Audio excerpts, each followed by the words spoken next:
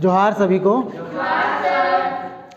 आज तुम लोगों को जैक ने जो नया एग्ज़ाम पैटर्न जारी किया है, बल्कि उसे नया एग्ज़ाम पैटर्न नहीं कहा जाए, एग्ज़ाम पैटर्न वही है जो पिछले साल का था, यानी कि 2024 का था। 2024 का एग्ज़ाम 10वीं और 12वीं क्लास का जिस पैटर्न पे, जिस प्रारूप पे हुआ था, उसी प्रारूप, उसी पैटर्न पे 2025 का भी फाइनल एग्ज़ाम 10वीं और 12वीं क्लास का होगा। ठीक है ना? ये बात तुम लोगों को मालूम होना चाहिए, क्योंकि अब टाइम काफ़ी कम बचा हुआ है। फरवरी के महीने में एग्ज़ाम होने की उम्मीद है, और ऐसे में एग्ज़ाम पैटर्न ना जानो ये अच्छी बात नहीं है ना? क्योंकि अब तक जो एग्ज़ाम तुम लोग देते आए हो, रेल प्रोजेक्ट के तहत हर हफ्ते जो एग्ज़ाम दे रहे हो, उसका पैटर्न कुछ और ही है। ठीक है ना? खास करके 9वीं और 11वीं क्लास का, 9वीं 11वीं क्लास के स्टूडेंट्स को रेल प्रोजेक्ट के तहत ऑब्जेक्टिव के साथ साथ सब्जेक्टिव का भी एग्ज़ाम देना पड़ रहा है, जो कि फाइनल एग्ज़ाम में सब्जेक्टिव का प्रश्न, सब्जेक्टिव का क्वेश्चन नहीं पूछा जाएगा। 9वीं और 11वीं का, 9वीं 11वीं का सिर्फ और सिर्फ 40 ऑब्जेक्टिव क्वेश्चन हर एक सब्जेक्ट से पूछा जाएगा। ठीक है ना? 9वीं और 11वीं का। 10वीं 12वीं का भी एग्ज़ाम दे रहे हो तुम लोग हर हफ्ते 40 मार्क्स का। ठीक है ना? उसमें 10 क्वेश्चन ऑब्जेक्टिव है, बाकी 10 क्वेश्चन ऑब्जेक्टिव है 20 नंबर का, और 20 नंबर का सब्जेक्टिव पूछा जा रहा है। ठीक है ना? फिर एग्ज़ाम जो है, जो स्कूल ऑफ एक्सीलेंस में और आदर्श विद्यालय में पढ़ते हैं, उन स्टूडेंट्स का अभी कुछ दिन पहले SA1 का एग्ज़ाम भी हुआ। एग्ज़ाम हुआ ना?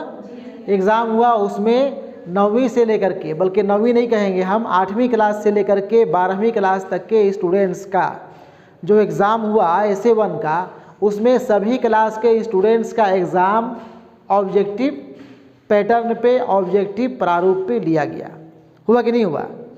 ऐसे में स्टूडेंट को कन्फ्यूज़न कि फाइनल एग्ज़ाम जो देना है हम लोगों को, वो किस पैटर्न पे देना है, किस प्रारूप पे देना है, कितना क्वेश्चन ऑब्जेक्टिव होगा, कितना सब्जेक्टिव होगा, इसको लेकर के स्टूडेंट्स जो है अब तक काफ़ी दिग्भ्रमित थे, काफ़ी कन्फ्यूज़न में थे कि आखिर फाइनल का एग्ज़ाम जो होगा वो किस प्रारूप पे होगा।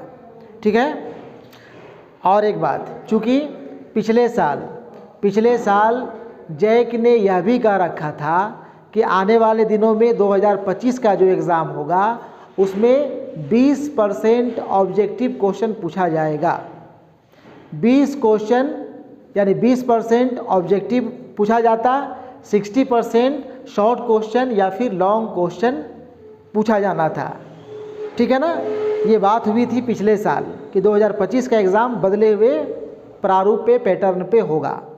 लेकिन इस बार अभी 1 हफ्ता 10 दिन पहले ही जो है यह बात क्लियर हो गई, यह बात बिल्कुल साफ हो गई कि 2025 का एग्ज़ाम 10वीं और 12वीं का पुराने ही पैटर्न पे होगा, अर्थात 2024 के परीक्षा प्रारूप एग्ज़ाम पैटर्न पे ही 2025 का एग्ज़ाम होगा।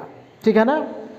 अब एक बार फिर से, अगर तुम लोगों को ये पता ना हो कि 2024 का एग्ज़ाम पैटर्न क्या था, किस तरह के क्वेश्चन पूछे गए थे, कितना ऑब्जेक्टिव था, कितना शॉर्ट क्वेश्चन था, कितना मार्क्स का था, कितना लॉन्ग क्वेश्चन था, कितना मार्क्स का था, अगर ये नहीं पता तो ये मालूम तुम लोगों को होना चाहिए। ठीक है ना? और अब इसी पैटर्न पे, जिस पैटर्न पे, जिस प्रारूप पे फाइनल एग्ज़ाम होना है, उसी पैटर्न पे, उसी प्रारूप पे एग्ज़ाम की तैयारी अब शुरू कर देना चाहिए। ठीक है ना? शुरू कर देना चाहिए हम कह रहे हैं, जबकि अब जो है 4 महीना का वक्त बचा हुआ है। शुरू तो हो जाना चाहिए था सेशन शुरू होने से पहले ही पहले। जैसे ही सेशन शुरू हुआ था उसी वक्त ये क्लियर होना चाहिए कि 2025 का एग्ज़ाम किस पैटर्न पे होगा, किस प्रारूप पे होगा। CBSE जो एग्ज़ाम लेती है वो शुरू में ही, अप्रैल के महीने में ही जो है सैम्पल क्वेश्चन डालता है। पूरा एग्ज़ाम का पैटर्न उसी वक्त जारी करता है, अप्रैल के महीने में, ताकि सेशन शुरू होने से पहले ही पहले बच्चे ये जान जाएं कि हम लोगों को एग्ज़ाम कैसे देना है, क्वेश्चन जो पूछा जाएगा वो कैसे पूछा जाएगा। लेकिन हम लोग का देख लो झारखंड का जैक का स्थिति।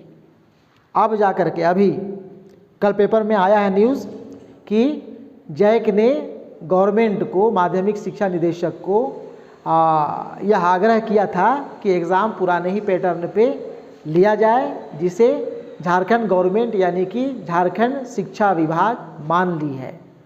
और अब यह फाइनल हो गया है कि एग्ज़ाम 2024 के ही प्रारूप में होगा। ठीक है ना। बहुत ज़्यादा बात हो गई, मेरे ख्याल से बात समझ गए होंगे। अब यहाँ पे ये जान लो कि एग्ज़ाम का पैटर्न, एग्ज़ाम का प्रारूप क्या है। ठीक है ना। यहाँ पे देखो लिखे हुए हैं हम exam pattern 2025 for class 10th and 12। यहाँ पे देखो ऑब्जेक्टिव क्वेश्चंस, ऑब्जेक्टिव क्वेश्चन प्रश्न संख्या 1 से लेकर के 30 तक रहेगा। क्वेश्चन नंबर 1 से लेकर 30 तक ऑब्जेक्टिव क्वेश्चन देखने के लिए मिलेगा। 4-4 विकल्प, 4-4 ऑप्शन उसमें दिया हुआ रहेगा। ठीक है ना। हर एक क्वेश्चन के लिए 1-1 मार्क्स होगा, यानी कि 30 क्वेश्चन के लिए 30 नंबर। ठीक है। पहले यही था, क्वेश्चन देख लेना तुम लोग 2024 वाला। उसके बाद वेरी शॉर्ट क्वेश्चंस, इसको हम लोग हिंदी में कहते हैं अति लघु उत्तरीय प्रश्न। वही बोलते हैं ना, अति लघु उत्तरीय, लघु नहीं अति लघु उत्तरीय प्रश्न। ऐसा प्रश्न तुम लोगों का होगा प्रश्न संख्या क्वेश्चन नंबर 31 से लेकर के 38 तक। यहाँ पे 8 प्रश्न होगा, 8 क्वेश्चन होगा, जिसमें से करना 6 होगा। बात समझो, 8 क्वेश्चन रहेगा, 6 करना होगा, 8 में से किसी 6 का उत्तर देना होगा, और प्रत्येक प्रश्न का मान 2 होगा। हर एक प्रश्न के लिए 2-2 नंबर होगा, यानी कि 6 गुना 2 12 मार्क्स का अति लघु उत्तरीय वेरी शॉर्ट क्वेश्चन रहेगा। क्लियर है। इसके बाद आ जाओ शॉर्ट क्वेश्चंस, जिसे कहते हैं हिंदी में लघु उत्तरीय प्रश्न। लघु उत्तरीय प्रश्न तुम लोग को देखने के लिए मिलेगा प्रश्न संख्या 39 से लेकर के 46 तक। ठीक है ना। यहाँ भी 8 प्रश्न है और 8 में से किन्हीं 6 प्रश्न का उत्तर देना है। ठीक है। प्रत्येक प्रश्न का मान, यानी 6 क्वेश्चन जो करोगे वो 6 क्वेश्चन के लिए 18 मार्क्स होगा। हर एक सवाल 3-3 नंबरों का होगा। बात समझ गए। 18 नंबर का होगा। यहाँ भी 8 में से 6 क्वेश्चन का आंसर देना है। क्लियर। ठीक है ना। इसके बाद आ जाओ लॉन्ग क्वेश्चंस। लॉन्ग क्वेश्चंस तुम लोग को देखने के लिए मिलेगा क्वेश्चन नंबर 47 से लेकर के 52 तक। कुल 6 प्रश्न होगा, जिसमें से 4 प्रश्न का उत्तर देना होगा। ठीक है ना। और प्रत्येक प्रश्न के लिए यहाँ पे 5-5 नंबर निर्धारित होगा। ठीक है। यानी कि 4 प्रश्न का उत्तर देते हो, 6 में से किसी 4 का, 4 गुना 5 यानी कि 20 नंबर का ये लॉन्ग क्वेश्चन होगा। ठीक है। सभी को जोड़ोगे मिला जुला के आ जाएगा 80 मार्क्स। टोटल क्वेश्चन हो जाएगा 52। ठीक है ना।